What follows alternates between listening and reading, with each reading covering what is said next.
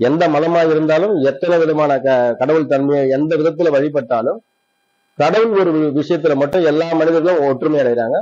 மனிதர்களை தவிர வேற எதுவும் கடவுளை நோக்கி இது மாதிரி வழிபாடு பண்றதோ போறதோ எந்த விதையும் செய்யல.